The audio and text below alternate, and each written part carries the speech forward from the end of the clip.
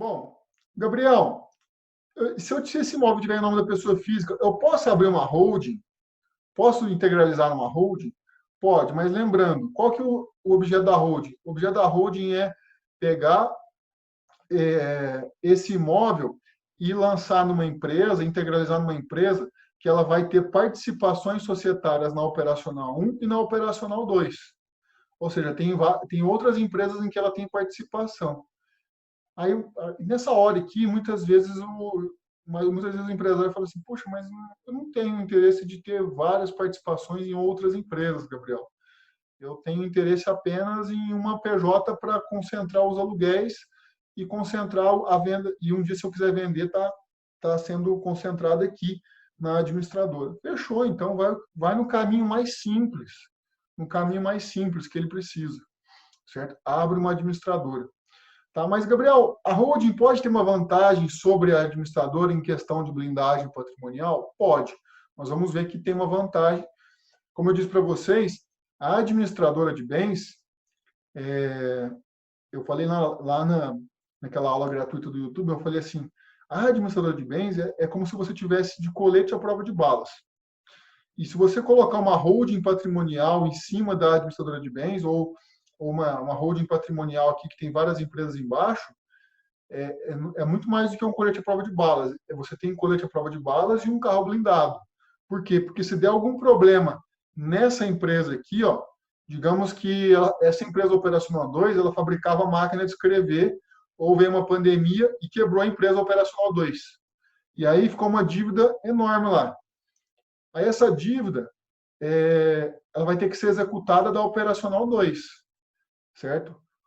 E aí os credores têm que provar na justiça que quem responde por essas dívidas não pode ser o patrimônio da holding. E aí os credores têm que provar na justiça que quem responde pela holding é a pessoa física, certo? Então, é uma camada de proteção. Por isso que nós falamos de blindagem patrimonial. E blindagem patrimonial não existe. Mais uma vez eu reforço isso. Blindagem patrimonial não existe, porque hoje a legislação brasileira, né, ela tem lá sociedade limitada. Tudo bem que a sociedade é limitada, mas aí chega na Justiça do Trabalho, não tem nada de limitado, ele manda o sócio pagar, certo? Mas, Gabriel, posso fazer uma pergunta? Claro, fica à vontade. Ali você falou que na holding, vamos que o processo quebrou a empresa operacional 2. Uhum. Aí eles vão querer comprovar que quem responde pela operacional 2 é vinculado à holding. Isso. E a holding vinculada à pessoa física. Isso. Mas os bens que eles poderiam dispor para poder pagar, levantar os bens para executar, estariam na administradora de bens, que é outra empresa que não está diretamente ligada à holding. Ela está ligada à holding, mas ela está na mesma linha da operacional 2, ou não? Qual é a linha dela? Porque, por exemplo, tem a holding, tem cada empresa, onde que a administradora de bens entra? Elusa, que excelente pergunta. Por que é legal ter a participação de videoconferência? Porque as ideias surgem a partir de vocês. Na verdade, é uma estrutura bem interessante a se fazer. Veja, eu posso ter uma holding, eu tenho uma holding aqui em que os sócios são as pessoas físicas. Digamos que seja o sócio aqui a Elusa e o seu marido dentro da holding patrimonial. E a Elusa, ela tem a participação em duas indústrias aqui, ó, indústria 1 e indústria 2. Só que a Elusa, ela tem a participação também numa empresa administradora de bens. Ela concentra o seu patrimônio lá, os apartamentos, os imóveis, nessa administradora, que acaba sendo uma participação paralela, que não está na árvore da holding. Percebe? Que aqui, ó, a operacional 1 é uma indústria, a operacional 2 é uma indústria, e quem é dono das indústrias é a holding, é a empresa de participações. Então, quem responde primeiro, o patrimônio de cada indústria. O patrimônio de cada indústria não é suficiente, eu desconsidero a personalidade jurídica dessa daqui e chego na holding. Aí eu desconsidero da holding e chego na PF. Aí, se chegar na PF, para chegar na PF, digamos que o credor identificou que a PF tem um patrimônio das cotas da administradora. E essa cota de administradora tem um imóvel lá interessante. Só que, veja, Qual é o caminho que esse credor teria que percorrer, Lusa? Ele teria que percorrer um caminho enorme para chegar aqui na administradora de bens. Dá uma volta aqui, ó. Dá uma volta aqui. Percebe? Então, assim, se eu tiver uma empresa, digamos, Elusa, que você tem um imóvel, um galpão, dentro dessa indústria aqui, ó, dentro da Operacional 2, que está parado, ele está alugado, esse galpão. E esse galpão, ele é valiosíssimo, ele valorizou bastante. É o principal patrimônio da empresa, certo? Se acontecer de vir uma pandemia e aqui tiver um credor enorme, esse credor, ele pode ver no balanço dessa Operacional 2 e ver que tem um galpão lá e ele penhorar esse galpão, Elusa? Pode. Então, digamos, ele pode mandar penhorar o patrimônio dessa PJ, certo? Agora, se esse imóvel tivesse longe das dívidas, longe do risco, porque, ou seja, se esse imóvel estiver longe do risco, lá do lado de uma administradora paralela, é muito mais difícil de ser buscado. Por quê? Porque eu teria que chegar, desconsiderar essa PJ, para depois chegar no patrimônio da pessoa física e chegar na administradora de bens. Eu achava que a administradora de bens era vinculada à holding. Agora eu entendi por que você diz que há uma blindagem, há um colete de balas. Então, por quê? Porque eu tenho duas empresas embaixo do guarda-chuva da holding, que tu pode sair da Operacional 2 e até ir para a holding. Isso. Mas o caminho para ti ir para a pessoa física, que é vinculada à administradora de bens, ou vinculada a outras pessoas jurídicas, ele é mais longo. E é isso que faz a blindagem. É isso? Nossa, perfeito. Perfeito. Não tem uma palavra para acrescentar. É isso que faz a blindagem. E é muito gostoso você falar isso. Por que é muito gostoso falar isso? Porque vocês entenderam a estrutura do negócio. E aqui, essa estrutura aqui é a principal. É onde você vai, na sua reunião, você vai conversar com o seu cliente, você vai explicar esse cenário aqui para eles, vai apresentar isso para ele. Talvez esse desenho aqui seja suficiente para você encontrar uma solução para o seu cliente. Aí você pode explicar, fala assim, olha, se eu tiver essa estrutura aqui, explica do jeito que eu te falei. Você pode copiar a minha explicação para falar com o seu cliente. Você assiste essa aula quantas vezes for necessário para você pegar bem isso. E quando você se reunir com o seu cliente, você pode falar, olha só, qual que é a vantagem da hold? É essa daqui, ó. Aí você fala dessa questão da pandemia, ele vai se identificar na hora, entendeu? Por quê? Porque é um momento que todo mundo está vivendo. Eu posso falar não só de pandemia, mas eu posso falar de N eventos, né? N eventos que preocupam a holding ou o empresário, né? Eu falei, lá no YouTube, eu falei para vocês, eu falei de pandemia, eu falei do mercado, eu falei de concorrência, eu falei de várias coisas que poderiam afetar o negócio do empresário, certo? Hoje a empresa está bem, mas amanhã você não pode garantir, entendeu? Eu fabrico máquina de escrever, de repente vem um computador, sabe? Então o empresário está preocupado com isso e quebra de uma vez. Só que quebrar de uma vez, poxa, a única coisa que tem de valor lá na empresa é esse bem. Ou digamos que o empresário não tem nada. Vamos pegar seu exemplo aqui, Lusa. Digamos que aqui na PJ, operacional 1 e 2, está zero de patrimônio. Mas na pessoa física dele, como todo bom empresário brasileiro, ele vai lá e compra um apartamento na praia, compra um carrão, compra não sei o quê, compra um monte de coisa legal, certo? Onde está o patrimônio? Na pessoa física. Só que a pessoa física é sócia de qual empresa? Da indústria aqui embaixo. Percebe? Se a pessoa física hoje ela é sócia da indústria, da operacional, o caminho está muito mais curto para chegar no patrimônio da pessoa física, percebe? Então, nesse caso, a pessoa física teria que ter o mínimo possível no nome dela, que não é vantagem. Porque quando você faz uma operacional 1 e 2, se você bota como sócio a empresa holding, tem que ter um sócio pessoa física, nem que seja com 0,5%, 1%, que seria a pessoa física. Então, todo imóvel que tiver no nome dela está suscetível a entrar numa lide, numa disputa. Então, você deixa a pessoa física sem nada e joga tudo para a administradora de bens, né? Exatamente.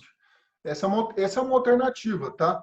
Agora, o que poderia fazer também, Elusa, o pessoal fala assim, né, Gabriel, é o seguinte, eu quero ter uma operacional 1 e 2 aqui, eu vou ter várias operacionais, digamos aqui, eu gostaria de fazer um desenho a mais, mas não vou conseguir.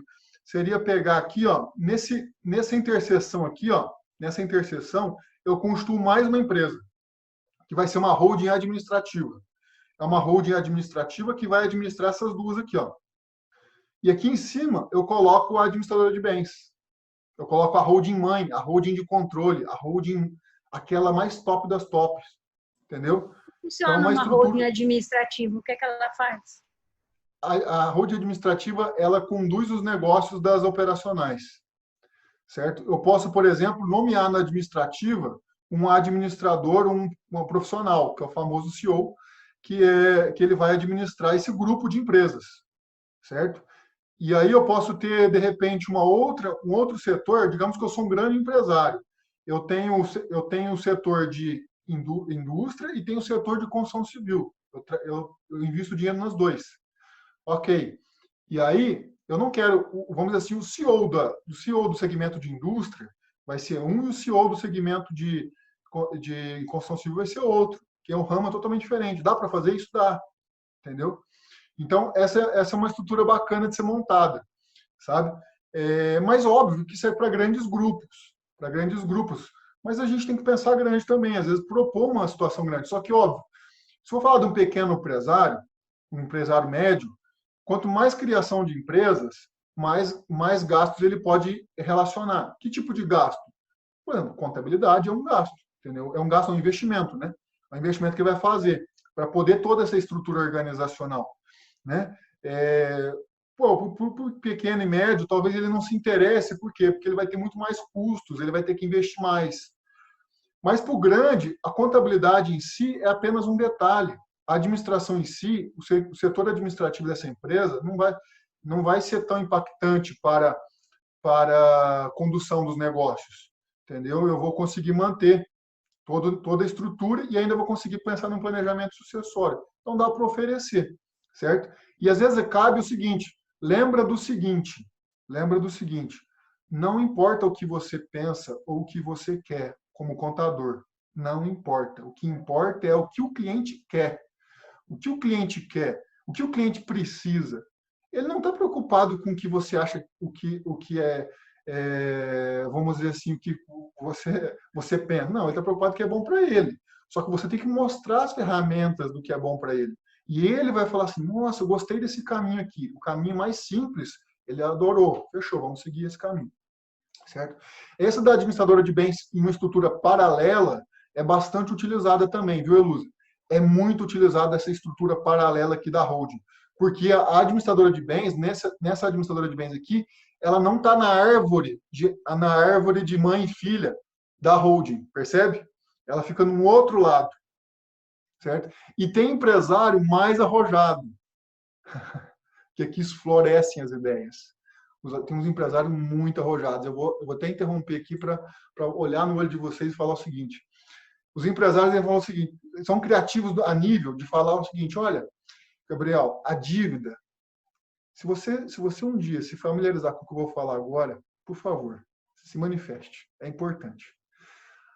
Eu tenho uma empresa que a dívida está no meu nome ali. E eu estou pensando em... Eu já vi de empresário falando isso para mim, não está escrito. Eu estou pensando em fazer uma estrutura, só que eu quero deixar para os meus filhos. E o que ele faz?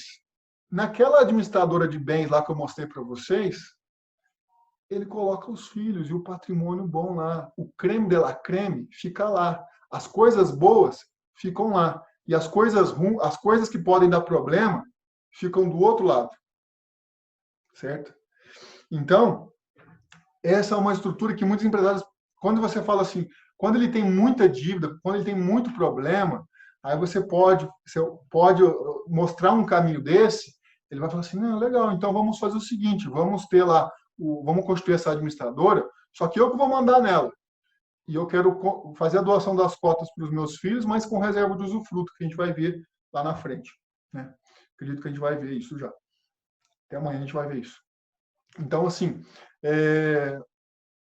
basicamente é isso, tá, gente? Todo esse desenho aqui, Nós vamos ver e revê-lo várias vezes durante esses 3 dias. Eu quero que vocês fotografem esse desenho na cabeça de vocês, fotografem esse desenho para a gente pensar em novas estruturas com vários detalhes.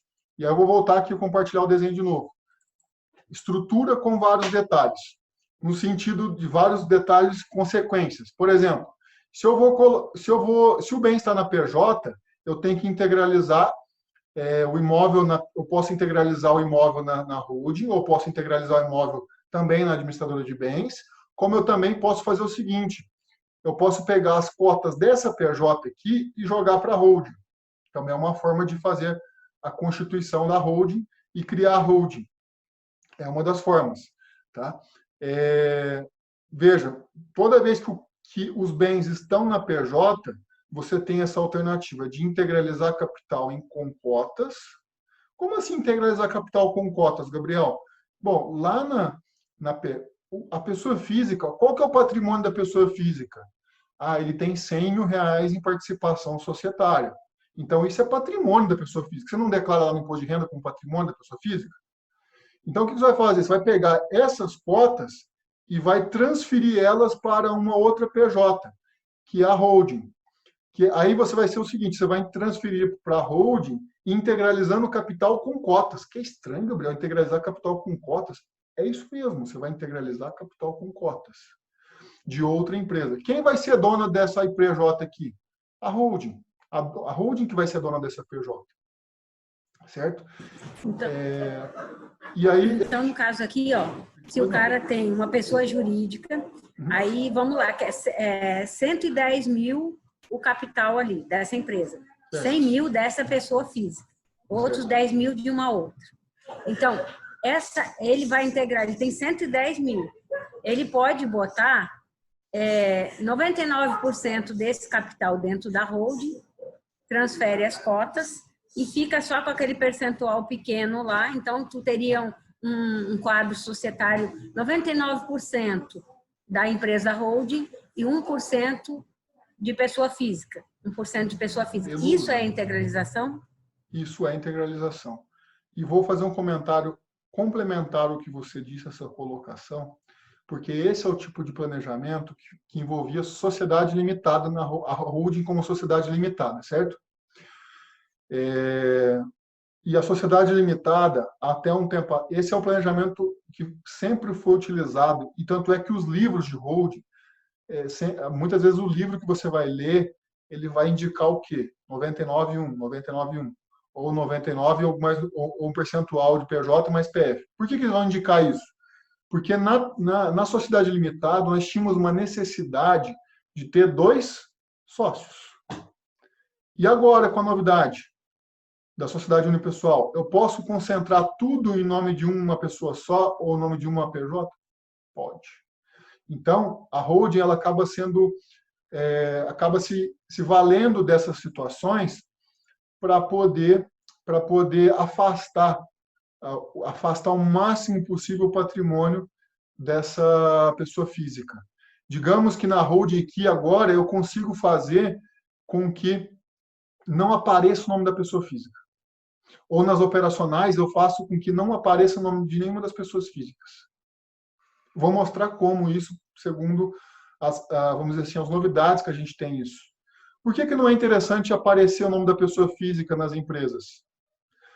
Se você, Eluz, é credora de uma PJ, a primeira coisa que o seu advogado vai fazer é verificar lá no QSA do CNPJ quem são os sócios, não é isso?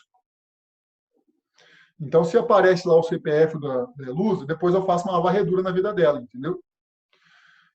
Então, o ideal é afastar o máximo possível o patrimônio, vamos dizer assim, aquele nome. Tanto é que você sabe quem que é o dono da Klabin, o nome da pessoa física da Klabin? Não se sabe. Por quê?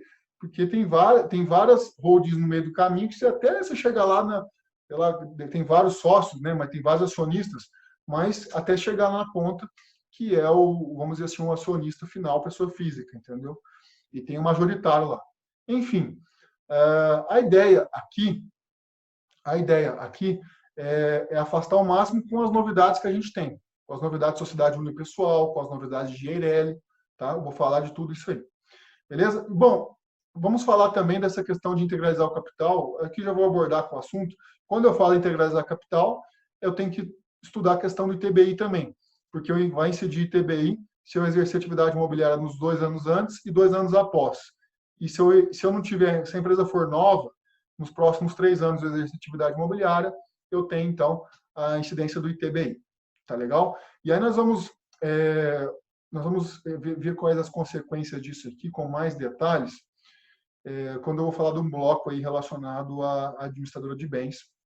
Eu vou adentrar mais isso aqui. Tá?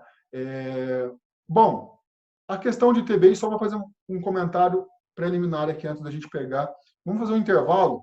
Quem não está acostumado a fazer as videoconferências aqui, a Luz já participou do curso do Rômulo, o Roberto já participou de um curso comigo, acho que a Amanda ainda não, e não sei se o resto do pessoal já participou, mas assim, a gente costuma fazer um intervalo de uns 10, 15 minutos para a gente poder dar uma respirada, pegar mais água aqui também, tomar um café e a gente voltar.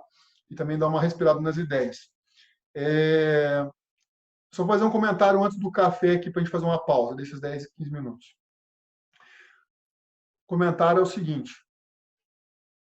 Holding derivado. Lembra que eu comentei do nome holding derivado lá atrás? Lembra que eu comentei do nome holding derivada? Lá atrás. Holding derivada, é esse nome aqui. Ó. Surge pelo aproveitamento de uma empresa já existente, transformada em holding. Situação financeiramente econômica e vantajosa quando a empresa aproveitada já é detentora de bens imóveis relevantes. Muitas vezes a empresa mãe que deve ser transformada. Por que é legal isso aqui? Porque digamos que nessa PJ aqui, numa das PJs, esteja um imóvel muito valioso. É o imóvel que mais tem valor. E essa empresa exerce a atividade de engenharia, por exemplo, uma atividade paralela. Se o maior imóvel já está no nome dessa PJ e ela faz, por exemplo, e está como serviço de engenharia, por que você vai mexer? Por que você vai mexer nesse imóvel? Não tem por que mexer nesse imóvel. Você tem que utilizar isso. Por que você vai utilizar isso? Para economizar o ITBI. Então, a holding derivada, se eu fosse fazer o primeiro planejamento tributário e eu encontrar algum imóvel numa PJ, alguns imóveis nas PJs, a primeira pergunta que eu ia fazer, quanto que vale esses bens? Valorizar cada bem naquela planilha. Perguntar para o empresário, quanto que vale o valor dele de mercado? Valor de mercado, quanto que vale? Ah, mas eu não tenho uma ideia de quanto que vale, mas quanto que você pediria o valor de cada um deles? Ah, hoje eu acho que eu venderia por tanto, ou nem venderia, mas o valor é esse. Então você tem que colocar o valor de mercado, para você ter uma ideia de quanto que um dia vai ser vendido. Naquela planilha que eu apresentei para vocês. E aí o seguinte, tá? Eu vou identificar se existe alguma PJ, algum imóvel numa PJ que eu poderia utilizá-la como derivada, para economizar o bendito do ITBI. Então, a dica é essa, utilizar uma empresa como derivada. Tá? Então,